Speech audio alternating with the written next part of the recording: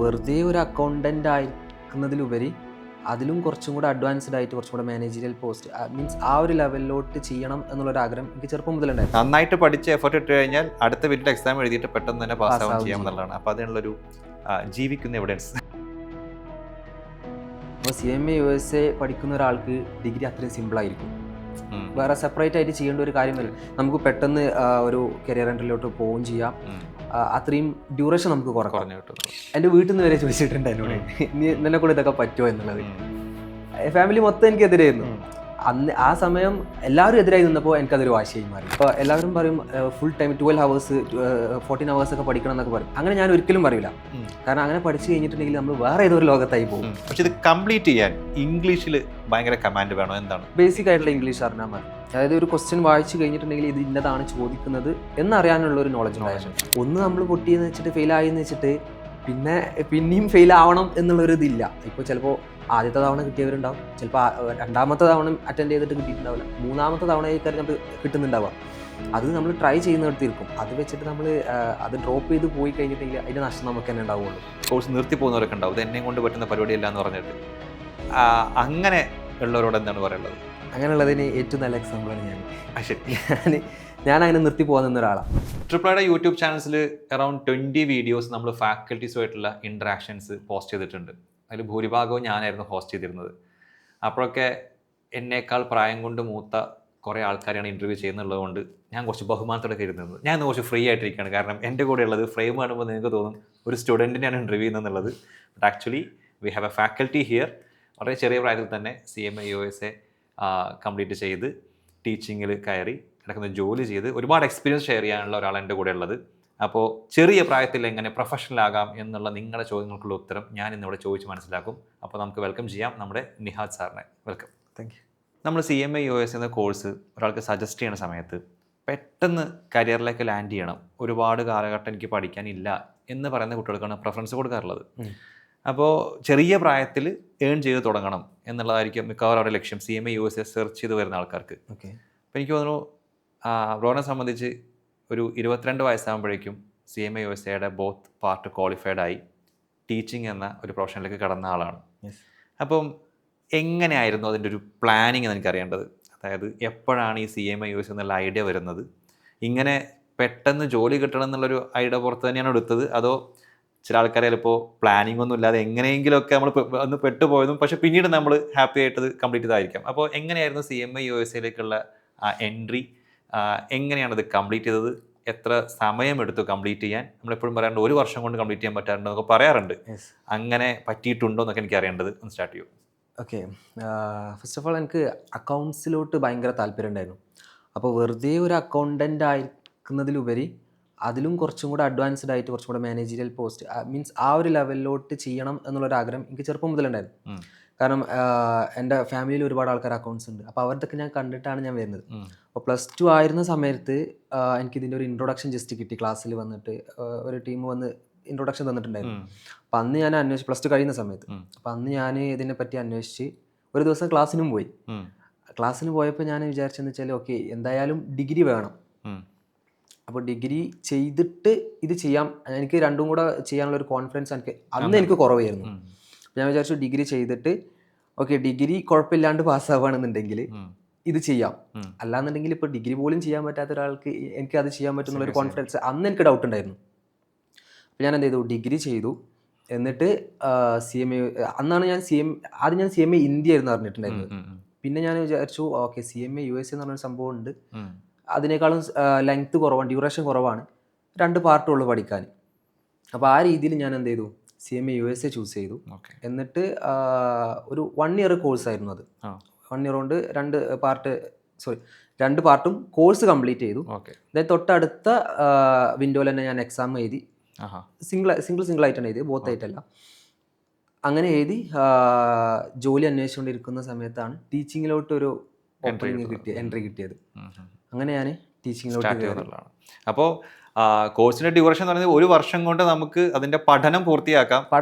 നന്നായിട്ട് പഠിച്ച് എഫർട്ട് ഇട്ട് കഴിഞ്ഞാൽ അടുത്ത വലിയ എക്സാം എഴുതിയിട്ട് പെട്ടെന്ന് തന്നെ പാസ്സാവാൻ ചെയ്യാമെന്നുള്ളതാണ്. അപ്പോൾ അതിനുള്ളൊരു ജീവിക്കുന്ന എവിഡൻസ് എന്നൊക്കെ പറയാം. ഞാൻ എപ്പോഴും ഇത് പറയുമ്പോൾ കുട്ടിയോട് ചോദിക്കാറുണ്ട്, സാർ അങ്ങനെ പറ്റുമോ, ശരിക്കും പറ്റുമോ എന്നൊക്കെ ചോദിക്കാറുണ്ട്. അപ്പോൾ പണിയെടുത്താൽ അത് പോസിബിൾ എന്തായാലും പറ്റും. കാരണം ഒരു 1 ഇയർ പഠനം എന്ന് പറഞ്ഞാൽ അത് പഠനമായിരിക്കണം. എന്നാലേ ഈ ഒരു 1 to 1.5 ഇയേഴ്സിനുള്ളിൽ നമുക്കത് കംപ്ലീറ്റ് ചെയ്യാൻ പറ്റുള്ളൂ. ഇപ്പോൾ എൻ്റെ ഒരു രീതി എന്ന് പറഞ്ഞിട്ടുണ്ടെങ്കിൽ ആ 1 ഇയറിൽ പഠിക്കുക എന്നുള്ളതായിരുന്നു ഫസ്റ്റ് പ്രയോറിറ്റി. അതായത് ക്ലാസ് എടുക്കുന്ന സമയത്ത് തന്നെ അത് ക്ലിയർ ചെയ്ത് അന്നേരം പഠിച്ചു പോവുക. പിന്നെ നമ്മളത് മറക്കോ ഇല്ലേ എന്നുള്ളതല്ല പ്രശ്നം. പഠിച്ചു പോയാൽ അതവിടെ എന്തായാലും ഉണ്ടാവും. പിന്നെ നമ്മൾ എക്സാമിൻ്റെ ടൈമിൽ നമുക്കൊരു 1.5 അല്ലെങ്കിൽ 2.5 മന്ത്സ് നമുക്കത് റിവൈസ് ചെയ്തെടുത്തിട്ടുണ്ടെങ്കിൽ എന്തായാലും നമുക്കത് കംപ്ലീറ്റ് ചെയ്യാൻ പറ്റും. മനസ്സിലായി. ഇപ്പോൾ ഒരു ടൈം മെഷീൻ കിട്ടി ഒന്ന് +2ലേക്ക് തിരിച്ചു പോകാൻ പറ്റുകയാണെങ്കിൽ, പക്ഷേ CMA USA എന്താണെന്ന് ഇപ്പോൾ ഒരു നോളജ് ഉണ്ടല്ലോ, ആ നോളജോടുകൂടിയാണ് പോകുന്നതെങ്കിൽ ഇപ്പോഴാണ് എടുത്തു തരുന്നെങ്കിൽ ഡിഗ്രിയുടെ കൂടെ ചെയ്യുമായിരുന്നോ? എന്തായാലും ചെയ്യും. കാരണം ഈ ഡിഗ്രിക്ക് എന്താണോ നമ്മൾ പഠിക്കുന്നത് അതിൻ്റെ അഡ്വാൻസ്ഡ് വേർഷൻ ആയിട്ടാണ് കുറച്ചും കൂടെ ടോപ്പിക്സും കൂടെ ആഡ് ആയിട്ട് വന്നിട്ടാണ് നമ്മൾ ഈ ഒരു CMA USA പഠിക്കുന്നത്. അപ്പോൾ CMA USA പഠിക്കുന്ന ഒരാൾക്ക് ഡിഗ്രി അത്രയും സിമ്പിളായിരിക്കും. വേറെ സെപ്പറേറ്റ് ആയിട്ട് ചെയ്യേണ്ട ഒരു കാര്യമില്ല. നമുക്ക് പെട്ടെന്ന് ഒരു കരിയർ എൻട്രിലോട്ട് പോവുകയും ചെയ്യാം. അത്രയും ഡ്യൂറേഷൻ നമുക്ക് കുറഞ്ഞു കിട്ടുന്നതാണ്. ഇപ്പോൾ അറിയാലോ ഡിഗ്രി 3 വർഷം 4 വർഷം അങ്ങനെ ആയിക്കൊണ്ടിരിക്കണം. അപ്പോൾ ആ ഒരു ടൈം പീരീഡ് നമുക്ക് എന്തായാലും കുറക്കാൻ പറ്റും. ഓക്കെ. സാധാരണ ട്രിപ്ലൈയിലെ ഫാക്കൽറ്റീസിനെ ഇൻ്റർവ്യൂ ചെയ്യുന്ന സമയത്ത് സാറിനാണ് വിളിക്കുക. 2 കാര്യം കൊണ്ട്. ഒന്ന്, കുട്ടികളൊക്കെ അധ്യാപകർ നമ്മൾ സാറിനാണല്ലോ വിളിക്കാറുള്ളത്. 2, പ്രായം കൊണ്ടും ഞാൻ കുറച്ച് ബഹുമാനിക്കടിച്ച് വിളിക്കാറുണ്ട്. ആദ്യമായിട്ടാണ് ബ്രോ എന്ന് വിളിച്ചിട്ട് ഇൻ്റർവ്യൂ ചെയ്യുന്നത്. ഞാൻ ആ ഹാപ്പിനെസ്സിലാണ്. ഓക്കെ. അപ്പോൾ ഇപ്പോൾ നിങ്ങൾ പറഞ്ഞല്ലോ, അതായത് ഡിഗ്രി പഠിക്കുമ്പോൾ തന്നെ CMA USA ചെയ്യുന്നത് അല്ലെങ്കിൽ ഇത് രണ്ടും ഒരുമിച്ച് ചെയ്യുന്നത് വലിയ ടാസ്ക് അല്ല. കാരണം ഡിഗ്രീനേക്കാൾ കുറച്ചും കൂടി ഡീപ്പായിട്ടാണ്, BComനേക്കാൾ ഡീപ്പായിട്ടുള്ള കാര്യങ്ങളാണ് പഠിക്കുന്നത് എന്നുള്ളത്. അപ്പോൾ ഇത് കേൾക്കുമ്പോൾ സ്വാഭാവികമായിട്ടും 3 വർഷം നമ്മൾ BComൽ പഠിക്കുന്നതിനേക്കാൾ കുറച്ച് ടഫുള്ളൊരു കോഴ്സ് എടുക്കുക എന്ന് പറയുമ്പോൾ, ഇത് പിന്നെ നേരത്തെ പറഞ്ഞു പഠിക്കുന്ന സമയത്ത് കൃത്യമായിട്ട് പഠിക്കണം എന്നൊക്കെ. അപ്പോൾ ഇത് കേൾക്കുന്ന പലർക്കും ഉള്ള ഡൗട്ട് ഇതായിരിക്കും, അപ്പം ഞാനൊരു ആവറേജ് സ്റ്റുഡൻ്റ് ആണ്, അല്ലെങ്കിൽ ഈ ലേണിംഗ് എന്ന പ്രോസസ്സ് കഴിഞ്ഞ കുറേ +2 വരെ ഒന്നും അത്ര നല്ല മാർക്ക്, സോക്കോൾഡ് നല്ല മാർക്ക് വാങ്ങിയ ആളല്ല. എന്നെ സംബന്ധിച്ച് ഈ കോഴ്സ് എന്ന് പറയുന്നത് ഭയങ്കര ടഫായിരിക്കും എന്നൊക്കെ ഡൗട്ട് അടിക്കുന്ന ആൾക്കാരുണ്ടാവും. അപ്പോൾ ഇത് എങ്ങനെയുള്ള അക്കാഡമിക് ബാക്ക്ഗ്രൗണ്ട് ഉള്ള ആളുകളാണ് ഇതിലേക്ക് വരേണ്ടത്, അല്ലെങ്കിൽ വന്നാൽ നന്നാവുക? ഇതിന് മുൻപ് അവർ വാങ്ങിയിട്ടുള്ള മാർക്കാണോ ഇതിനുള്ളൊരു അടിസ്ഥാനം? ഓക്കെ, ഇത് പലർക്കും വരുന്നൊരു ഡൗട്ടാണ്. പലരും കൺഫ്യൂഷൻ അടിച്ച് നിൽക്കുന്നൊരു പോയിൻ്റാണിത്. ഇതിലിപ്പോൾ CMA USAക്ക് നിങ്ങളൊരു അഡ്മിഷൻ എടുത്ത് കഴിഞ്ഞിട്ടുണ്ടെങ്കിൽ പിന്നെ അവിടെ എല്ലാ സ്റ്റുഡൻസും ഒരുപോലെയാണ്.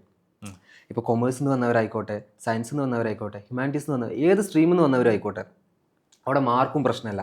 ഇപ്പം എനിക്ക് +2ന് ഏകദേശം ഒരു 70% മാർക്ക് ഉണ്ടായിരുന്നുള്ളൂ. ഡിഗ്രിക്ക് 64% മാർക്ക് ഉണ്ടായിരുന്നത്. അതെല്ലാം കഴിഞ്ഞിട്ടും എൻ്റെ വീട്ടിൽ നിന്ന് വരെ ചോദിച്ചിട്ടുണ്ട് എന്നോട്, നിന്നെ കൊണ്ട് ഇതൊക്കെ പറ്റുമോ എന്നുള്ളത്. ഫാമിലി മൊത്തം എനിക്കെതിരായിരുന്നു. അന്ന് ആ സമയം എല്ലാവരും എതിരായി നിന്നപ്പോൾ എനിക്കതൊരു വാശിയായി മാറി.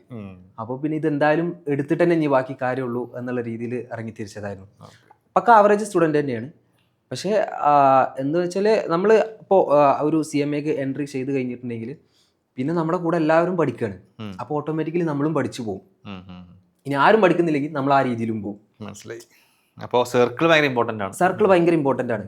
നമ്മൾ ഇപ്പോൾ ഡിഗ്രിക്കും നമ്മൾ ആ ഒരു ഇപ്പോൾ റെഗുലറായിട്ട് കോളേജിൽ പോകുന്ന സ്റ്റുഡൻസിൻ്റെ എടുത്ത് കഴിഞ്ഞാൽ അവിടെ പഠിക്കുന്ന സ്റ്റുഡൻസ് ഉണ്ടാവും, അല്ലാത്ത കളിച്ച് നടക്കുന്ന സ്റ്റുഡൻസ് ഉണ്ടാവും. നമ്മൾ ഏത് ഗ്രൂപ്പിൽ പെടുന്നോ അതിനനുസരിച്ചിരിക്കും. പക്ഷെ ഇവിടെ വന്ന് കഴിഞ്ഞിട്ടുണ്ടെങ്കിൽ നമ്മൾ കളി ഉണ്ടാവും. അതായത് നമ്മൾ എന്ത് ചെയ്യുന്നുണ്ട്, എൻജോയ് ചെയ്ത് നടക്കുന്നുണ്ട്. പക്ഷെ അതിനേക്കാളും എല്ലാവരും ഇമ്പോർട്ടൻസ് കൊടുക്കുക പഠിക്കുക എന്നുള്ള രീതിയിലാണ്. അപ്പോൾ ഒരു എക്സാം കഴിയുന്ന ഒരു ഇൻറ്റേർണൽ എക്സാം കഴിയുന്ന സമയത്ത് തൊട്ടടുത്ത് ഇരിക്കുന്ന ഒരാൾക്ക് ഇത്ര മാർക്ക് വരുമ്പോൾ സ്വാഭാവികമായിട്ടും ഏത് പേടിയില്ലാത്തവനാണെങ്കിലും ഒന്ന് പേടിക്കും. കാരണം ഇത്രയും ഫീസും കൊടുത്തിട്ട് എവിടെയെങ്കിലും എത്തണം എന്നുള്ള ഒരു രീതിയിൽ വരുന്ന ആൾക്കാരാണല്ലോ. എന്തായാലും അങ്ങനത്തെ ഒരു എയിമോട് കൂടി വരുന്ന ആൾക്കാരെ കാര്യം. അപ്പോൾ എന്തായാലും നമ്മൾ ആ ഒരു ട്രാക്കിലോട്ട് വരും. അതായത് നമ്മുടെ ഒരു ഹിസ്റ്ററി നോക്കുമ്പോൾ ഒരു പക്ഷേ നമുക്ക് കഴിഞ്ഞ പരീക്ഷകളിലെ മാർക്ക് കുറവ് എന്നുള്ളത് കൊണ്ട് ഇവിടെ വരാതിരിക്കേണ്ട. പക്ഷെ ഇവിടെ വന്നു കഴിഞ്ഞാൽ നമ്മുടെ ഹാബിറ്റ് ഒന്ന് മാറ്റേണ്ടി വരും. അതൊരു അതുവരെ പഠിച്ച രീതികൾ മാറ്റിയിട്ട് അതായത് നമ്മൾ ഒരു വേറൊരു സ്റ്റേജിലോട്ട് മാറുകയാണ്. പിന്നെ ആ ഒരു ട്രാൻസിഷൻ പീരീഡ് ഉണ്ടാവും. അതായത് ഇപ്പോൾ വന്ന് കഴിഞ്ഞിട്ടുണ്ടെങ്കിൽ ചിലപ്പോൾ ഫസ്റ്റത്തെ ടോപ്പിക്സ് ഒക്കെ കേൾക്കുമ്പോൾ ആകെ പേടിയായി തുടങ്ങും. നോർമലി എല്ലാ സ്റ്റുഡൻസിനുള്ള ഒരു പ്രശ്നമാണത്. ഓക്കെ, ആദ്യത്തെ 2 മാസം ഞാൻ കണ്ടുവരുന്നൊരു പ്രശ്നമാണ്, സാർ എനിക്കിത് പറ്റുമോ, എനിക്ക് എന്നെക്കൊണ്ട് താങ്ങുന്നില്ല, ഇത് എനിക്കൊന്നും മനസ്സിലാവുന്നില്ല എന്നുള്ളൊരു പ്രശ്നം പറയാറുണ്ട്. അതിൻ്റെ കാരണം എന്താണെന്ന് വെച്ചിട്ടുണ്ടെങ്കിൽ അവർ ഇതുവരെ പഠിച്ചൊരു രീതിയല്ല ഇപ്പോൾ ചെയ്തുകൊണ്ടിരിക്കുന്നത്. ഇപ്പോൾ ടോട്ടലി ഡിഫറെൻറ്റാണ്. അവിടെ നമ്മൾ പഠിച്ചിരുന്നത് ഇപ്പോൾ +2 ആയിക്കോട്ടെ ഡിഗ്രി ആയിക്കോട്ടെ നമ്മൾ പഠിക്കുന്നത് എങ്ങനെയാണ്, എക്സാമിൻ്റെ തലേന്ന് മാത്രമേ പഠിക്കുള്ളൂ. ബാക്കി വെറുതെ ക്ലാസ്സിന് അറ്റൻഡൻസിന് വേണ്ടിയിട്ട് പോകുന്നതാണ്. എക്സാമിൻ്റെ തലേന്ന് മാത്രം പാസ്സാവാനുള്ളത് മാത്രം പഠിച്ചു പോകുന്നതാണ്. ഇവിടെ അങ്ങനെയല്ല. ഇവിടെ നമ്മൾ ക്ലാസ് പീരീഡ് എപ്പോഴാണോ ആ ടൈം ഫുള്ള് നമ്മൾ പഠിക്കുകയാണ്.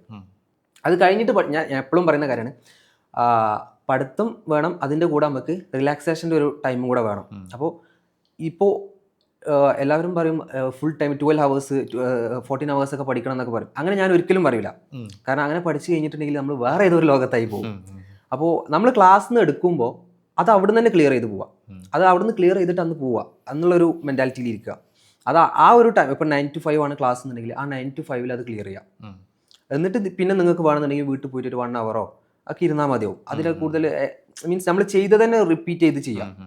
പിന്നെ എക്സാമിൻ്റെ ടൈമിലോട്ട് റിവിഷനിലോട്ട് പോയാൽ മതി. ആ ഒരു രീതിയിൽ പഠിച്ചാൽ തന്നെ നമുക്ക് CMAOS കംപ്ലീറ്റ് ചെയ്യാം എന്നുള്ളൊരു. ഇതിൽ പ്രാക്ടീസ് എന്ന് പറയുന്നതിൻ്റെ ഇമ്പോർട്ടൻസ് എത്രമാത്രം? ഭയങ്കര ഇമ്പോർട്ടൻ്റ് ആണ്. നമ്മൾ ഇവിടെ കാണാപ്പാഠം പഠിക്കുക എന്നുള്ളൊരു സംഭവം ഇല്ല. നമ്മൾ ഏത് ടോപ്പിക് ആയിക്കോട്ടെ അത് കാണാപ്പാഠം പഠിക്കുകയല്ല, നമ്മളത് ചെയ്ത് വീണ്ടും പ്രാക്ടീസ് ചെയ്തുകൊണ്ടിരിക്കാം.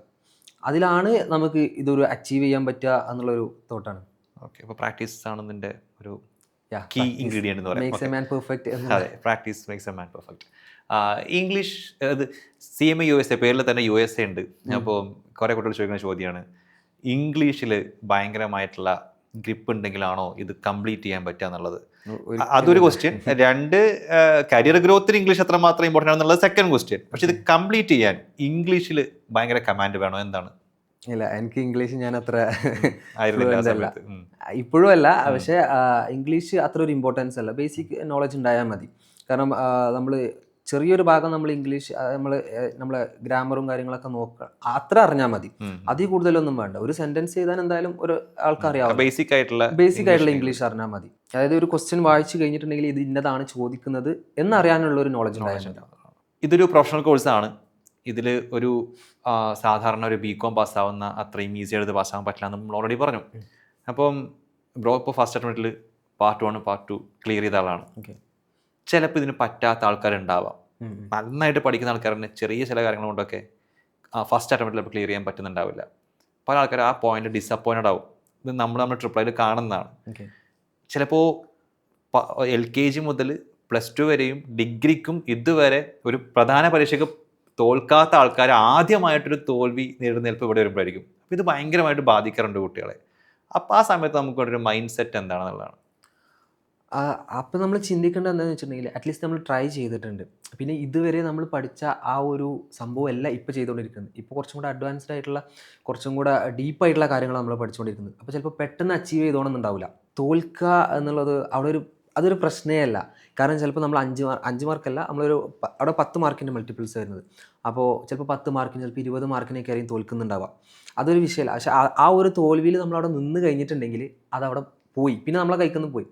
ആ ഒരു ടൈമിൽ തന്നെ ഫസ്റ്റ് പഠിക്കുന്ന സമയത്ത് നമ്മൾ ഷോർട്ട് നോട്ട്സും കാര്യങ്ങളൊക്കെ ഉണ്ടാക്കിയിട്ടുണ്ടാവും. അത് വെച്ചിട്ട് തന്നെ പിന്നെ വീണ്ടും നമ്മൾ ആദ്യം നിന്ന് പഠിക്കേണ്ട ആവശ്യമില്ല. തോറ്റ് കഴിഞ്ഞാൽ നമ്മളത് കംപ്ലീറ്റ്ലി ഫെയിൽ എന്നല്ല, നമ്മൾ അതൊരു ജസ്റ്റ് ഫേസ് മാത്രമാണ്.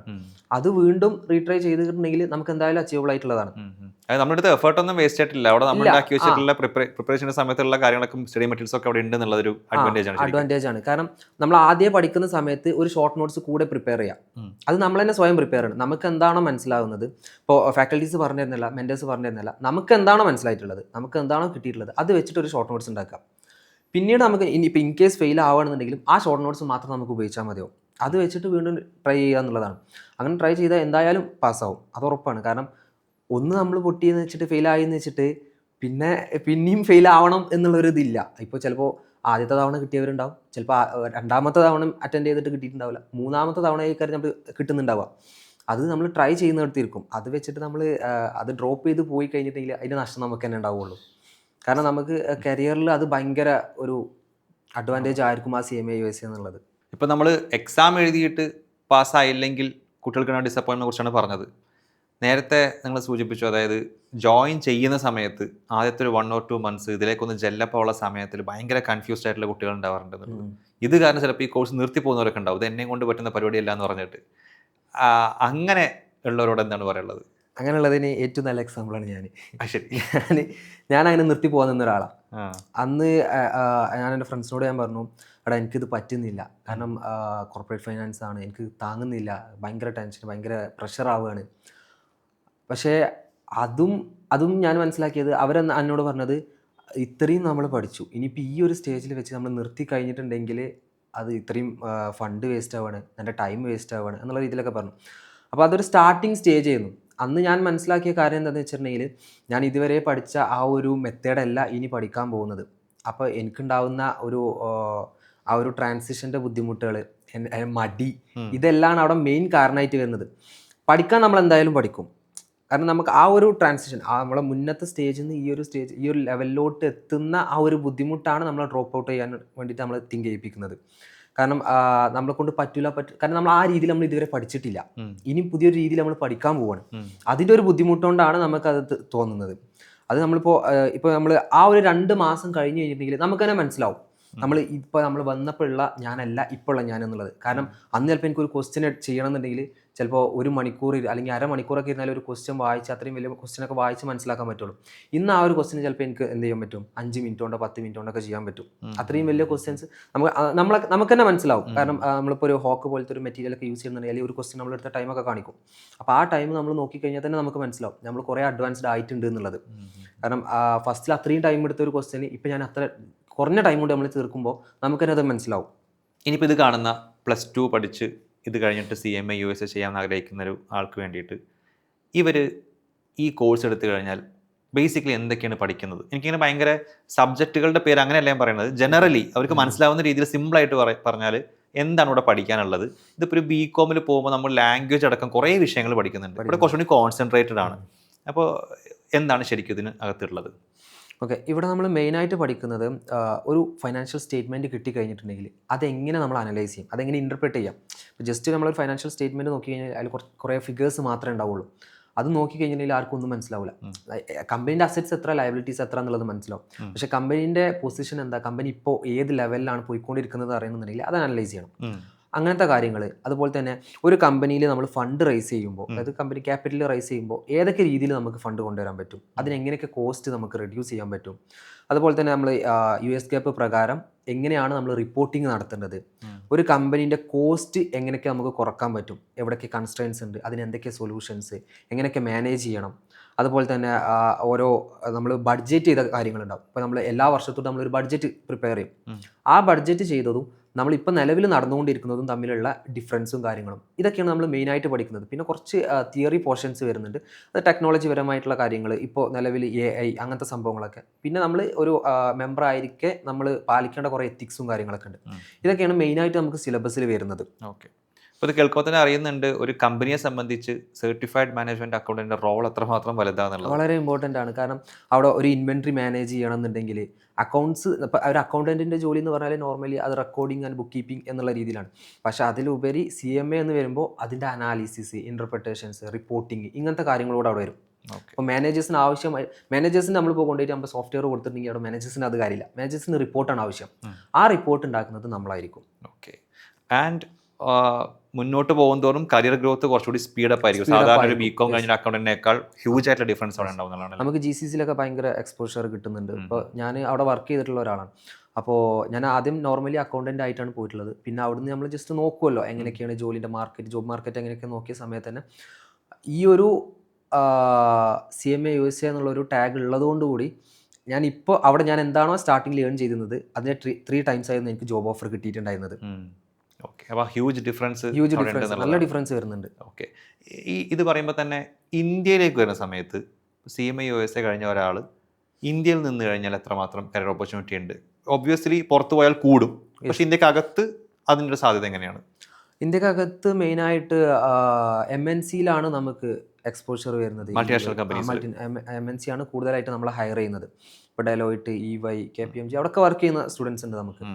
ഓഡിറ്റിംഗ് ഫേംസിലൊക്കെയാണ്. പിന്നെ ഈ അമേരിക്കൻ ബേസ്ഡ് ആയിട്ടുള്ള കമ്പനികൾ അവരുടെ സബ്സിഡറീസോ ഫ്രാഞ്ചൈസീസോ ഉണ്ടാവുന്ന സമയത്ത് CMA USA കഴിഞ്ഞ ആൾക്കാർക്ക് അവിടെ എന്തെങ്കിലും തരത്തിലുള്ളതുണ്ടോ?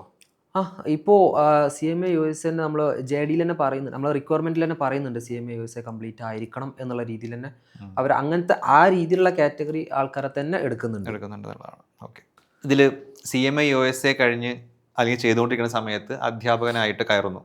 അപ്പോൾ അതിന് മുൻപ് എന്തെങ്കിലും വർക്ക് ചെയ്തിട്ടുണ്ടോ, പാർട്ട് ടൈം ആയിട്ടോ അല്ലെങ്കിൽ അതിന് മുൻപ് ചെറിയ രീതിയിൽ എന്തെങ്കിലും ഏൺ ചെയ്തിട്ടുണ്ടോ? ആൻഡ് ഇങ്ങനെ ക്വാളിഫൈ ആയതിനു ശേഷം, അല്ലെങ്കിൽ ഈ ടീച്ചിങ് കരിയറിലേക്ക് വന്ന് CMA USAൻ്റെ പാർട്ട് ടൈമിന് ശേഷം ആദ്യം കിട്ടുന്ന സാലറി, അതിൻ്റെ ഒരു എക്സ്പീരിയൻസ് എങ്ങനെയായിരുന്നു? അതുകൊണ്ട് എന്താണ് ചെയ്തത്? വീട്ടുകാർക്കൊക്കെ ആ സമയത്ത് നമ്മൾ ആദ്യമായിട്ട് അധ്വാനിക്കുമ്പോൾ നമ്മളെ വീട്ടുകാർ കാണുന്ന രീതി ഒന്നും മാറുമല്ലോ, പൊതുവെ അങ്ങനെ ഉണ്ടല്ലോ. അപ്പോൾ എന്തായിരുന്നു അതിൻ്റെ എക്സ്പീരിയൻസ്? 2 കാര്യങ്ങൾ. ഓക്കെ, മുന്നേ ഞാൻ ഇവന്റ് മാനേജ്മെന്റ് ചെയ്തിട്ടുണ്ട്, ആ സെയിൽസിൽ വർക്ക് ചെയ്തിട്ടുണ്ട്. ആ അപ്പം അതിന് ശേഷമൊക്കെയാണ് ഞാൻ ഇങ്ങനെ ഒരു CMA USലോട്ട് വരുന്നത്. ഓക്കെ. അപ്പോൾ പഠിക്കുന്ന സമയത്ത് തന്നെ കൂടെ വർക്ക് ചെയ്യുന്നുണ്ട്, ഓക്കെ. പാർട്ട് ടൈം ആയിട്ട് വർക്ക് ചെയ്യുന്നുണ്ട്. അപ്പോൾ സ്വന്തമായി അധ്വാനിച്ച് കാശ് ഉണ്ടാക്കുന്നതിന് സുഖം ഓൾറെഡി അറിയാമായിരുന്നു. അറിയായിരുന്നു അത് നമുക്ക്. നമ്മൾ അത്രയും ചെറുപ്പ പ്രായത്തിൽ തന്നെ കാരണം നമ്മൾ ഡിഗ്രിക്കൊക്കെ പഠിക്കുന്ന സമയത്ത് ഡിഗ്രിക്ക് നല്ല പഠിക്കുന്ന സമയത്ത് ഒരുപാട് പൈസൻ്റെ ആവശ്യങ്ങൾ നമുക്ക് ഉണ്ടാകും. കോളേജിൽ നിന്ന് ട്രിപ്പ് പോകാനോ ഔട്ടിങ്ങിന് പോകാനൊക്കെ നമുക്ക് അതിൻ്റെ ആവശ്യം വരും.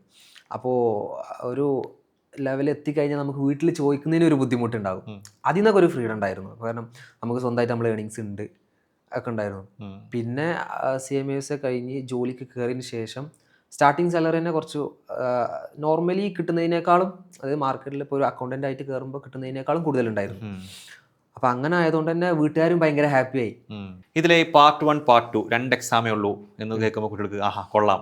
കാരണം ഈ CA CMA CS മറ്റു കോഴ്സുകൾ നോക്കുമ്പോൾ അവിടെ കുറേ എക്സാംസ് ഉണ്ട്, ഇവിടെ 2 പാർട്ടേ ഉള്ളൂ എന്ന് പറയും. പക്ഷേ ഈ 2 പാർട്ടിനകത്ത് പല സെക്ഷൻസ് ഉണ്ട് എന്നുള്ളതൊന്നും പലർക്കും അറിയാറില്ല. അപ്പോൾ നമുക്ക് എക്സാംസിനെ കുറിച്ചൊന്ന് പറയാം. അതായത് എത്ര എക്സാംസ് ഉണ്ട്, എങ്ങനെയാണ് ഇതിൻ്റെ മാർക്ക്, നെഗറ്റീവ് മാർക്ക് ഉണ്ടോ, എത്ര സമയം എടുക്കാറുണ്ട്, ഇതിൻ്റെ ഒരു കമ്പ്യൂട്ടർ ബേസ്ഡ് എക്സാം ആണോ, തുടങ്ങിയ എക്സാമിൻ്റെ ഒരു പാറ്റേണും സ്ട്രക്ചറും എന്ന് പറയും. ഓക്കെ, നമുക്കിപ്പോൾ പാർട്ട് 1 പാർട്ട് 2 എന്ന് കേൾക്കുമ്പോൾ നമ്മൾ ആകെ ഒരൊറ്റ സബ്ജക്റ്റ് ഉള്ളൂ എന്ന് വിചാരിക്കാം.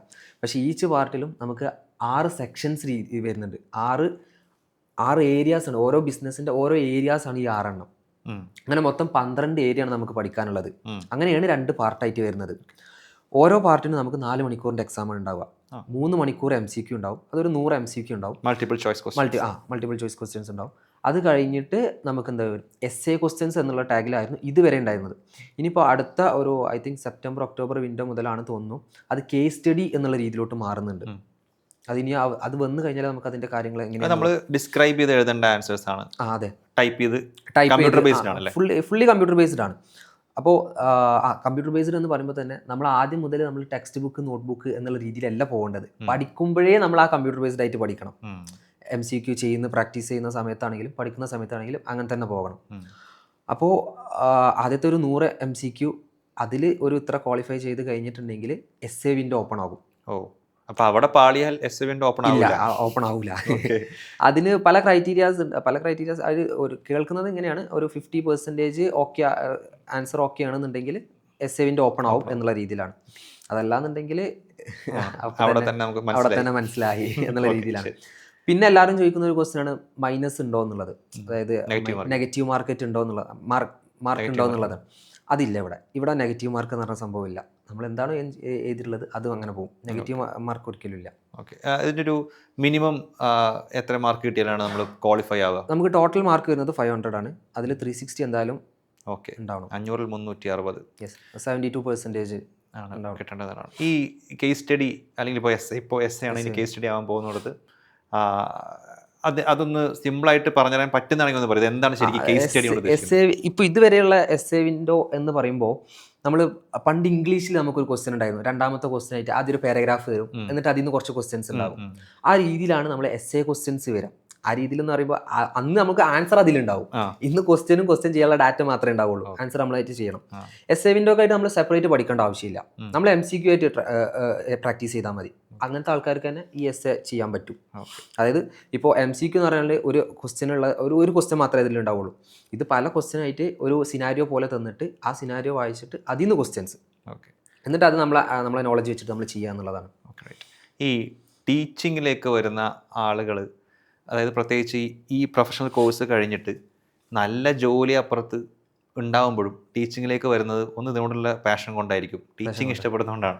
അപ്പോൾ എങ്ങനെയായിരുന്നു ടീച്ചിങ്ങിലേക്ക് ഇത് പാർട്ട് 1 പാർട്ട് 2 ക്വാളിഫൈ ആയതിനു ശേഷമാണോ വന്നത്? എങ്ങനെയാണ് സ്റ്റാർട്ട് ചെയ്യുന്നത്? ആൻഡ് വൈ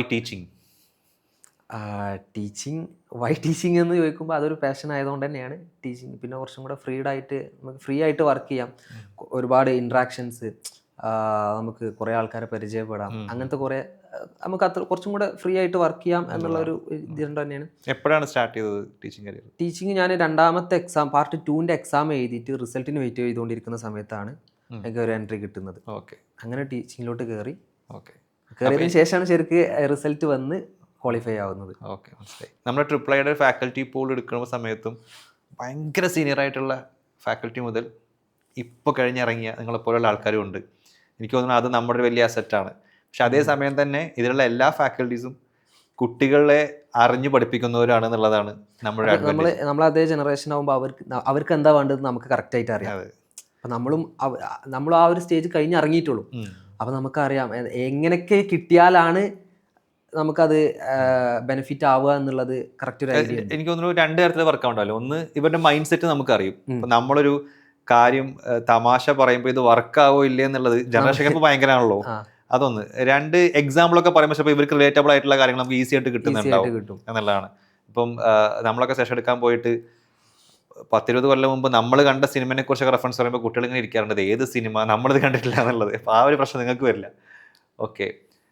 അപ്പോൾ എന്തായാലും ഇത്രയും സമയം നമ്മൾ ഒരുപാട് നേരം സംസാരിച്ചു. ഈ ചെറിയ പ്രായത്തിൽ സെറ്റിലാവുക അല്ലെങ്കിൽ ഏൺ ചെയ്യാൻ തുടങ്ങുക എന്നൊക്കെ പറയുന്നത് വലിയ കാര്യമാണ് ആക്ച്വലി. പല കുട്ടികളും ഇതൊക്കെ പരസ്യവാചകങ്ങളിൽ മാത്രമാണ് ഉള്ളത് എന്ന് ചിന്തിക്കുമ്പോൾ അങ്ങനെയല്ല. നിങ്ങൾ മനസ്സ് വെച്ച് കഴിഞ്ഞാൽ നടക്കും എന്ന് കാണിക്കുന്ന ആൾക്കാരെ നമുക്ക് കൊണ്ടുവരാൻ പറ്റുന്നതിൽ സന്തോഷം.